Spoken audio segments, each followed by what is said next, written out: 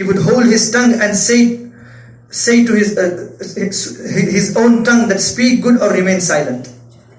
Speak good or remain silent. And he says that this tongue has brought me into trouble so many times.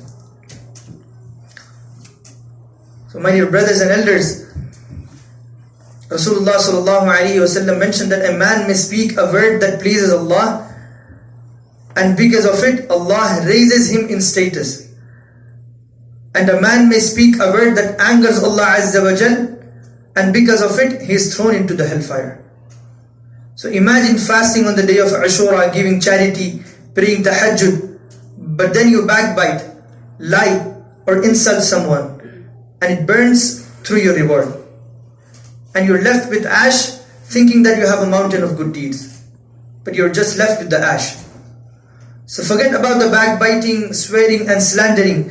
These are not the qualities of a believer. I'm talking about every single word that comes out of my mouth. Right from the beginning of the day to the time I go to the bed.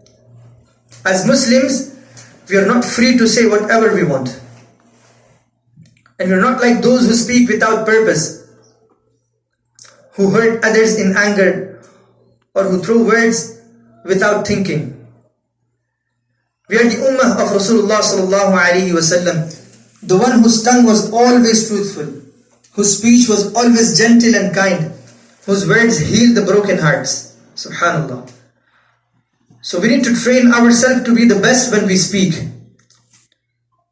We should not wait for our mood to be good, and we don't need to speak based on our anger or ego or tiredness. We need to speak based on our iman and the fear of Allah Azza wa Jal. Because a believer is someone whose face is always vibrant, but his heart is always worried about the akhirah. A believer is someone whose face is always vibrant, but his heart is always worried about the akhirah. So my dear brothers and elders, we need to ask ourselves before we speak. The next time you're about to speak, pause. Ask yourself, what am I about to say? And why do I need to say this? What is the intention behind it? Will these words please Allah Azza wa Jal? Could these words hurt someone's feelings even unintentionally? Am I about to say something that I will regret tomorrow? And if this was the last sentence that I spoke from my mouth before I died, would I want to meet Allah with it? So we need to ask ourselves before we speak each and every single time. Rasulullah sallallahu alaihi wasallam said that whoever believes in Allah and the day of judgment, let him speak good or remain silent. So this hadith is not just about avoiding lies. It's about weighing every single word that comes out of our mouth as if it is gold. So my dear brothers and elders, let us all make intentions that right from now on, I will think before I speak. I'm not going to talk when there is no benefit from what I'm speaking. Because my dear brothers and elders, you can never ever take back the words that came out of your mouth.